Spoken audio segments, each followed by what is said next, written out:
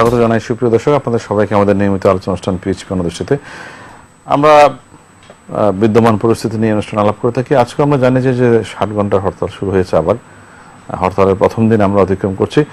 হরতাল নিয়ে আমরা অতীতে অনেক আলোচনা করেছি এবং হয়তো আগামীতে আরো কিছুদিন আমাদেরকে আলোচনা করে যেতেই হবে, কারণ যতক্ষণ পর্যন্ত একটা সুস্থির রাজনৈতিক পরিস্থিতি না আসে। আজকে আমার সঙ্গে আলোচনার জন্য উপস্থিত আছেন মোহাম্মদ আরাফাত, তিনি শিক্ষক, ইন্ডিপেন্ডেন্ট বিশ্ববিদ্যালয়ে আছেন। Doctor Nazmul Hasan Kalimullah, chairman Janipop. আপনার দুজনকেই স্বাগত ইনস্টিটিউটে। আরো একটি হরতাল আমরা পার করছি, আমি একটু জানতে চাই কেমন লাগছে? হরতালের আগে হয়েছে বাংলাদেশে, হরতালের বিপক্ষে আমি ব্যক্তিগতভাবে নই, কিন্তু হরতাল একটা গণতান্ত্রিক অধিকার, এটাই আমি মনে করি। কিন্তু হরতাল যে চাপিয়ে দেওয়ার যে ব্যাপারটা এবং হরতালে যে সহিংসতা, ভয়ভীতি দেখানো এবং এখন যে নতুন যে মাত্রা এবং যার সংযোজন ঘটেছে ইদানিংকালে হরতালগুলোতে, ককটেল, শুধু ককটেল না, রাষ্ট্রকে সরাসরি চ্যালেঞ্জ করে এবং সাধারণ হরতালের আগের দিনই হয়ে যায়, অলমোস্ট আগের দিনই দেখা যায়। এক্স্যাক্টলি, এই জিনিসটা কিন্তু আগে ছিল না বাংলাদেশে। আগের দিন রাত্রে এই সাধারণ মানুষগুলি কিভাবে ভিক্টিমাইজ হয়ে কাইন্ড অফ প্রিপারেটরি একটা। এক্স্যাক্টলি, আপনি খেয়াল করে দেখেন, ক্ষতিগ্রস্ত কিন্তু খুব বেশি সরকার হচ্ছে না, বিরোধী দলও খুব বেশি ক্ষতিগ্রস্ত হচ্ছে না, কারণ তারা তো আজকাল হরতালে ককটেল যে মারে এটাকে আউটসোর্স করে দেয়।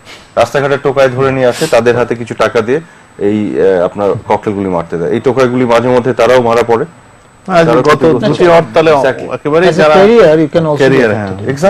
হচ্ছে এখন এই যে এটা কি জানি, এটা মানে এটাকে কি ধরনের রাজনীতি বলবো আমি ঠিক মানে আমার মাথায় ঢোকে না। এবং দিনের পর দিন একের পর এক সাধারণ মানুষ ক্ষতিগ্রস্ত হয়ে যাচ্ছে এবং কারো কোনো বিকার নাই। এবারে হরতালটির একটি হচ্ছে যে এবার এমন সময়ে হরতালটি ডাকা হলো তখন অত্যন্ত গুরুত্বপূর্ণ পরীক্ষাগুলো চলছে, জেএসসি ফাইনাল চলছে, তারপরে আপনার ভর্তি পরীক্ষা চলছে বিভিন্ন বিশ্ববিদ্যালয়ের। একটা অদ্ভুত পরিস্থিতি মায়েদের, বিশেষ করে অভিভাবকদের আমি বলবো, তারা যে কি কঠিন একটা সময়ের মধ্যে পড়েছে। মানে কে এটা কি মানে কি যায় আসে। এখন এই যে জায়গাটি, যেমন আজকের কথাই যদি ধরি, আজকে যে 4 জন মানুষের আমরা ইতিমধ্যে গণমাধ্যমে খবর আসছে, কেউ গাছ কাটার সময় গাছ কেটে মাথায় পড়ে মারা যাচ্ছে, কেউ নিরীহ হয়তো টেম্পো যাত্রী, একজন গার্মেন্টসের স্টেট ম্যানেজার, সে টেম্পো দৌড় দিয়েছে, হরতালকারীরা ধাওয়া করেছে, উল্টে মারা গেছে। এই লোকগুলো তো সাধারণ নিরীহ লোক। আমার ধারণা যে ছোট্ট একটু দেশে 16 কোটি জনসংখ্যা, তো মানুষ এত বেশি হয়ে গেছে, আসলে মানুষের জীবনের কোনো মূল্যই নাই দেশে। সবকিছু মূল্য আছে মানুষের জীবনের ছাড়া। আমরা প্রত্যেকদিন সংখ্যা গুনছি কতজন মানুষ মারা গেছে, কিভাবে মারা যাচ্ছে, এবং কারো গায়েও লাগছে না, এরকম একটা জায়গায় চলে গেছে। আমার মনে হয় যত ভিকটিম হরতালের, সেই ভিকটিমদেরকে আমাদের ঐক্যবদ্ধ করা দরকার। এবং যারা সরাসরি ভিকটিম এবং যারা ইনডিরেক্টলিও ভিকটিম, যারা ধরেন ঘরের বাইরে বের হতে পারছে না, অন্যান্যভাবে ক্ষতিগ্রস্ত হচ্ছে, হয়তো গায়ে বোমাটা খায়নি, সব ভিকটিমদের ঐক্যবদ্ধ হয়ে একটা প্রতিবাদ করা উচিত। এবং হরতালের বিপক্ষে না, কিন্তু হরতালের নামে যে সহিংসতা এবং অপরাজনীতি এবং সন্ত্রাস, যেটা সেই হরতালের নামে সেই সন্ত্রাসের বিপক্ষে। আমার মনে হয় কোনোভাবে একটা কাজ করা যায় কিনা, যে সিভিল সোসাইটি আরো মানুষগুলোকে একত্রিত করে, এখন কিন্তু সময়টা এসছে, একত্রিত করে, মানে আমি নট নেসেসারিলি হরতালের বিপক্ষে, আবার কিন্তু সুস্পষ্ট হয়ে বলছে, কিন্তু এই যে হরতাল চাপিয়ে দেয়া, হরতাল তো ডাকতেই পারে। আপনি যে হরতালের কথা বলছেন, গান্ধীয়ান হরতাল, সেটার ব্যাপারে কারো কেউ দ্বিমত করবে না। বিষয়টা হচ্ছে আমাদের মানে চাপিয়ে দেওয়ার যে বিষয়টা, চাপিয়ে দেওয়ার যে ব্যাপারটা, যে হরতালের নামে ভয়তাল এবং ডরতাল, এটা সেটাই তো। এটা নিয়ে কিন্তু একটা মুভমেন্ট দাঁড় করানো খুবই জরুরি, এবং এটা কিন্তু আমি দল নির্বিশেষে বলছি। এখন যেটা হচ্ছে কি, যে দেখেন হরতাল আপনি ডাকছেন, ডেমোক্রেটিক রাইট, সাংবিধানিক রাইট, সব ঠিক আছে, এটা আবার বলছি আমি, কিন্তু হরতালের নামে যে ফৌজদারি অপরাধগুলি করছেন, ক্রিমিনাল অ্যাক্টিভিটি যেগুলো করছেন, ক্রাইম যেগুলো করছেন, সেগুলো তো সাংবিধানিক ভাবে ক্রাইমই, ডেফিনেটলি, এবং এর দায় কিন্তু কাউকে না কাউকে নিতে হবে। এখন যেটা হচ্ছে, কেউ তো নেয় না এখন এর জন্য।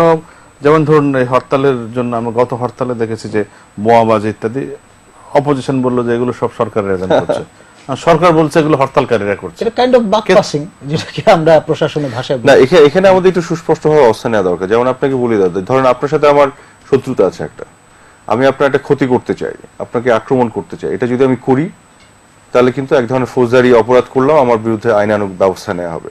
কিন্তু আমি যদি কোনো একটা হরতালের সময়কে মানে এটাকে সামনে রেখে কোনো মানুষকে মানে লাগিয়ে দিয়ে আপনাকে একটা বোম মেরে দিলাম, তাহলে কিন্তু ওই দায়িত্ব কেউ নিতে হবে, মানে ঘোলা পানিতে মাছ শিকার করে ফেলা যাবে।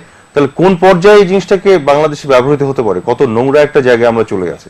এইখানে কিন্তু সিভিল সোসাইটি ডেফিনেটলি একটা মানে দল নির্বিশেষে একটা অবস্থান নিতে হবে, যে হরতাল আগেও বাংলাদেশে হয়েছে, আজকে যে ম্যাগনিটিউডে সন্ত্রাস হচ্ছে হরতালের নামে, হরতাল আগের দিন রাত্রে থেকে যেভাবে মানুষের উপর চাপিয়ে দেওয়া হচ্ছে।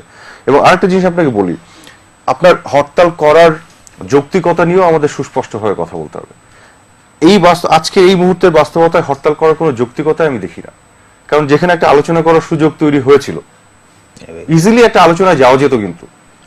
এবং আপনাকে বলি দুঃখজনক ব্যাপার, দেখেন আমি যদি একটা ছোট অ্যানালিসিস দিই, মাননীয় প্রধানমন্ত্রী যে প্রস্তাবটি দিলেন, উনি বললেন যে সর্বদলীয় তত্ত্বাবধায়ক সরকার করতে।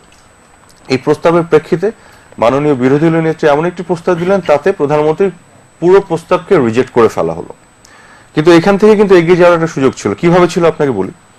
মাননীয় প্রধানমন্ত্রীর প্রস্তাবে দুটো অংশ ছিল, একটি হচ্ছে প্রধান কে হবেন সেই সর্বদলীয় সরকারের, আরেকটি হচ্ছে সর্বদলীয় সরকারের ক্যাবিনেটে কারা থাকবে। দুই ভাগে যদি ধরে নিলাম যে মাননীয় প্রধানমন্ত্রী প্রধান কে থাকবেন এটি সুস্পষ্ট করেননি, বা তার পক্ষে তার উপদেষ্টারা বলছেন যে উনি নিজেই থাকবেন, তাহলে প্রধান কে থাকবেন ব্যাপারটি যদি আনসেটেল ধরে নেই, কিন্তু ক্যাবিনেটে কারা থাকবে দুদল থেকে সমান সংখ্যক সেটি কিন্তু সেটেলড। আচ্ছা, বিরোধী দলীয় নেত্রী যে প্রস্তাব দিলেন সেখানে উনিও কিন্তু ক্যাবিনেটে কারা থাকবে সেটি সুস্পষ্টভাবে বললেন দুটি তত্ত্বাবধায়ক সরকার থেকে, কিন্তু উনিও কিন্তু সুস্পষ্টভাবে প্রধান কে হবেন বলতে পারলেন না। উনি বললেন একজন সম্মানিত নাগরিক। এখন সম্মানিত নাগরিকের সঙ্গে আমরা খোঁজা শুরু করলাম, তাহলে কি আমি আপনি বা আমরা সবাই সম্মানিত নয়? হ্যাঁ, তাহলে আপনি দেখেন দুটো প্রস্তাবকে সামনে রাখেন, প্রথম অংশটা দুজনই কিন্তু অস্পষ্ট রাখলেন, দ্বিতীয় অংশটা যদি সুস্পষ্ট দুজনই করে থাকেন কোনটা বেটার? তাহলে আমি বলবো মাননীয় প্রধানমন্ত্রী যেটি বলেছেন দুটো দল থেকে এবং ন্যায্য, দুটো দল থেকে ইলেক্টেড মেম্বার অফ পার্লামেন্ট দুজনের জন্য কিন্তু ন্যায্য, তাহলে এই সেকেন্ড অংশটুকুকে ন্যায্য অংশটুকুকে অ্যাকসেপ্ট করে নিয়ে বিরোধী দল যদি বলতো তোমার প্রস্তাবের অর্ধেকটি মানলাম বাকিটি আমরা মাননি, চলো আলোচনা শুরু করি, তাহলে কিন্তু এক ধাপ এগোনো হতো। সেটা না করে যে প্রস্তাবটা দেওয়া হলো এটা প্রকারান্তরে ওই প্রস্তাবকে কমপ্লিটলি প্রত্যাখ্যান করা হলো এবং প্রত্যাখ্যান করে হরতালের রাস্তায় যাওয়া হলো, সহিংসতা সন্ত্রাসের রাস্তায়, যেটা কিন্তু অ্যাভয়েড করা যেত। এটা কি ট্রান্সপারেন্ট এই যে মাননীয় প্রধানমন্ত্রীর ভাষণ এই দুই আলাপটা কি এখন আপনি কি মনে করেন এটা কি সমর্থনযোগ্য যে এটা যে হয়ে আসলো বের হয়ে আসলো যে না? এখন এখানে কিছু ব্যাপার আছে, আমার আবার একটা ডিফারেন্ট ওপিনিয়ন আছে, মানে খুব বিনয়ের সাথে বলতে চাই। আমার ওপিনিয়নটা অনেকটা এরকম যে আমি এর আগেও বলেছি যে যখন আমাদের প্রধানমন্ত্রী এবং মাননীয় বিরোধী দলীয় নেত্রী আলোচনা করবেন, ওনারা কিন্তু নিজেদের ব্যক্তিগত বিষয়াদি নিয়ে আলোচনা করবেন না, নিজেদের ব্যক্তিগত জমি জমা এগুলোর হিসাব নিয়ে বা ওনাদের নিজস্ব হিসাব নিয়ে ওনারা করবেন কিন্তু আমাদের ভাগ্য নিয়ে। কাজে আমাদের রাইট আছে কে কি বলছেন কি আলোচনা করছেন জানার। এখন ওনার টেলিফোন কনভারসেশন বের হয়ে যাওয়ার ব্যাপারটা একটা ইস্যু, আমি সেটা নিয়ে বলছি না, কিন্তু আমি মনে করি আমাদের ভাগ্য নির্ধারণী যে আলোচনা হবে, কিন্তু টেলিফোন কনভারসেশনে কি বলেছেন এটা তো আমি সেখানে আসছি দাদা। সেখানে আসার আগে একটা যেটা আমার স্ট্যান্ডটা বলি আপনাকে, একটা জিনিস খেয়াল করেন যে সংলাপ কিন্তু বসে এটা টক শো না যে আমি আর কলিমুল্লাহ ভাই বসে আধা ঘন্টা কথা বললাম সময় পার করে চলে গেলাম। সংলাপ মানে কি, ডায়ালগ মানে কি, ওটা সেটেলমেন্টে যেতে গেলে কিছু এক্সচেঞ্জ হতে হবে, তাই না? এখন কে কি চাচ্ছে, এই চাওগুলি কতটুকু নৈতিক ন্যায্য এবং আরেকজনের পক্ষে দেওয়া সম্ভব কিনা নৈতিকতার জায়গা থেকে, সেই জায়গাগুলো যদি স্পষ্ট হতে হবে। এই জায়গাগুলো যদি উন্মোচিত না হয় জাতির কাছে, তাহলে জাতি তো অন্ধকারে থাকবে, কার জন্য আসলে ব্যর্থ হলো সংলাপ, জাতি তো বুঝবে না। সেই জায়গা থেকে আমার একটা স্ট্যান্ড ছিল এরকম যে আমার ভাগ্য নিয়ে যেহেতু দুই নেত্রী আলাপ করবেন, আমি এটা জানতে চাই, এটা লাইভ টেলিভিশনে সরাসরি হোক, তাদের প্রাইভেট ম্যাটার এটা না। হ্যাঁ, কেন সংলাপটা সফল হলো না সেটাও আমি সরাসরি জেনে ফেললাম, কারো কাছ থেকে আলাদাভাবে কোনো বিভ্রান্তি শিকার হতে আমার হবে না। দ্বিতীয় জিনিসটা আপনাকে বলি, এটাও একটা জিনিস বলি, এটা কিন্তু জানা দরকার যে আমরা না অনেক কঠিন প্রবলেমের খুব সহজ সমাধান দিতে চাই, যে কারণে সমাধানে যায় না। কারণ হচ্ছে কি, প্রবলেমগুলি ডিপে আমরা যেতেই চাই না। এই যে আজকে যে ডিভিশনটা দুই দলের মধ্যে, এই সংঘাতের মূল জায়গাটি কোথায় এটা কিন্তু আমরা কখনো খুঁজিনি। কাজে মূলে আমরা যেতে না পারলে এটা সমাধানও তো হবে না। আপনি সিম্পলি আপনি কয়েকটা হিস্টোরিক্যাল ইভেন্ট আপনাকে বলি। মাননীয় প্রধানমন্ত্রী ডিপলি বিশ্বাস করেন যে তার পিতা এবং তার পরিবারের সমস্ত পরিবারকে যে হত্যা করা হয়েছে তার পেছনে আজকের যে মাননীয় বিরোধী দলীয় নেত্রী যিনি সাবেক প্রধানমন্ত্রী ছিলেন তার স্বামী জিয়াউর রহমানের একটি হাত ছিল। এটি যদি আমি বেনিফিট অফ ডাউট দিয়েও রাখি, এটার ধরুন কনক্লুসিভ কোনো প্রুফ নাই, কিন্তু অ্যানেকডোটাল এভিডেন্স আছে, কিন্তু এটা তো সত্য। আমি কিন্তু একটু পিছন দিকে গেলাম, আমি এই সময়ও আসবো আপনার কাছে। এটাও তো সত্য যে এই বিচারের পথ রহিত করা হচ্ছিল খন্দকার মোস্তাক এবং পরবর্তী জিয়াউর রহমান সাহেব ইনডেমনিটি দিয়ে খুনিদের বিচারের পথ রুদ্ধ করেছিলেন। মাননীয় প্রধানমন্ত্রী শেখ হাসিনা একজন রক্ত মাংসের মানুষ, উনি কিন্তু এনজিওল বা রোবট না, যন্ত্রের। ওনার জন্য এগুলো অ্যাকসেপ্ট করার ব্যাপারটা আপনি দেখেন। এই যে কিলারদের আপনার বিচারের পথ রুদ্ধ করা, তাদেরকে রিওয়ার্ড করা হয়েছিল। তারপরে কি হলো দেখেন, মানে 96-এর 15 ফেব্রুয়ারি আমাদের মাননীয় তৎকালীন প্রধানমন্ত্রী খালেদা জিয়া দুনিয়াতে আর কোনো লোক পেলেন না বিরোধী দলের নেতা বানানোর, ওই বঙ্গবন্ধুর একজন খুনিকে বানিয়েছিলেন কিন্তু, খেয়াল করেন। তারপরে আপনি দেখেন এই 15 আগস্টে কেক তো কেটে সেলিব্রেটটা হয়, সেলিব্রেশন যেটা চলে এটা তো আছেই, আমরা দেখছি। এছাড়া 21 আগস্টে এসে আবার আমরা দেখলাম মাননীয় প্রধানমন্ত্রী, আজকে যে মাননীয় প্রধানমন্ত্রী শেখ হাসিনা, তারপর আবার গ্রেনেড অ্যাটাক করা হলো। এই যে সিরিজ অফ ঘটনাগুলি যদি ঘটে থাকে পলিটিক্যাল হিস্ট্রিতে, তাহলে একটা রক্ত মাংসের মানুষের পক্ষে কিন্তু ইভেন্চুয়ালি একটা সমঝোতার দিকে, এই যে মানে শত্রুতারা এটা মানে হিস্টোরিক্যাল ইভেন্টের যে ব্যারিয়ার আছে দুজনের মধ্যে, এক্স্যাক্টলি তাই মনে করছেন আপনি? আমি এটাকে মনে করছি সংলাপও কি সংলাপও সেটার প্রতিফলন হয়েছে। অফ কোর্স এটাকে আপনি কমপ্লিটলি বাইরে রেখে, এটাকে ইগনোর করে অ্যাজ ইফ হয়নি এরকম একটা নিজেকে বুঝিয়ে আপনি সবকিছু সমাধান দিয়ে দিবেন, হবে না। আমি তো মনে করি সমাধানের একটা পথ হয়তো ছিল, আমরা নতুন একটা শুরু করতে পারি। আজকে অনেকখানি এটা কিন্তু মাননীয় বিরোধী দলের নেত্রীর উপরে আছে। আমি মনে করি ওনারও হয়তো অনেক অভিযোগ থাকতে পারে শেখ হাসিনাকে নিয়ে বা আওয়ামী লীগকে নিয়ে, কিন্তু উনি যদি একটু ধীর স্থির ভাবে নিজে চিন্তা করেন ডিপলি এই পলিটিক্যাল হিস্ট্রিগুলি, তাহলে কিন্তু উনি বুঝবেন যে শেখ হাসিনার অনেকগুলি গ্রাজ বা অ্যাঙ্গার থাকার হয়তো কিছু কারণ আছে। উনি যদি আজকে একটা সুন্দরভাবে এটা বলতেও পারেন যে অতীতে যা হয়েছে এটার জন্য আমরা ভুলে যেতে চাই, আমরা নতুন ভাবে শুরু করতে চাই, অতীতে যে যা কিছু হয়েছে ক্ষমা না না না পার্টিকুলারলি আপনার তার পলিটিক্যাল প্রতিপক্ষকে বলার প্রয়োজন আছে। উনি তো বলছেন ক্ষমা করে দিলাম, কাকে ক্ষমা করলেন এইটা তো আবার আরেক প্রশ্ন। উনি তো নিজে ক্ষমা চাচ্ছেন না, উনি তো নিজে ক্ষমা চাচ্ছেন না। উনাদের অপরাধের জন্য যারা আক্রান্ত হয়েছে সেই ক্ষমাটা কে করে দিবে, সেই ক্ষমাটা কে চাইবে? আপনি খেয়াল করে দেখুন, কারণ এখানে একটা নতুন বিগিনিং এর জন্য অনেকগুলি ক্ষমা চাওয়ার প্রসঙ্গ এসে যায়। এটা হচ্ছে আমার অ্যানালিসিস। মানে আমরা কিন্তু সব পড়ে আছি হচ্ছে সামনে ইলেকশনটাতে স্টাক হয়ে আছে। বাংলাদেশের ফিউচারটা কি হবে এটা নিয়ে কিন্তু আর কারো মাথা ঘামানো নাই, যে এই দেশের রাষ্ট্র চরিত্রের কাঠামো কি হবে, গণতন্ত্রের উন্নয়নের জায়গায় আমরা অনেক গুরুত্বপূর্ণ বিষয় যেগুলোতে আমাদের মজার ব্যাপার হচ্ছে এই বিষয়গুলো অ্যাড্রেস করার সময় এখনই exactly must go for jump start. আপনি তো ফেলে রাখতে পারেন under the shelf or the না, আর কত অ্যাড হকে আপনি যাবেন। দেখেন, একটা তো হচ্ছে যে 91 এর পরে আমাদের একটা প্রত্যাশার জায়গা ছিল যে ডেমোক্রেসিকে আমরা স্ট্রেনথেন করব, একটা প্রাতিষ্ঠানিক রূপ দেব, কিন্তু আনফরচুনেটলি যারা ডেমোক্রেসির জন্য সংগ্রাম করলেন তাদেরই একটি দল 91 ক্ষমতায় যে মাগুরার মতো নির্বাচন উপহার দিল, এবং যার ফলশ্রুতিতে আবার আমাদের এই তত্ত্বাবধায়ক সরকারের মতো একটা অ্যাড হক সলিউশনে যেতে হলো, যেটি আওয়ামী লীগের আন্দোলনের ফলেই কিন্তু এসে, এটা ঐতিহাসিক সত্য।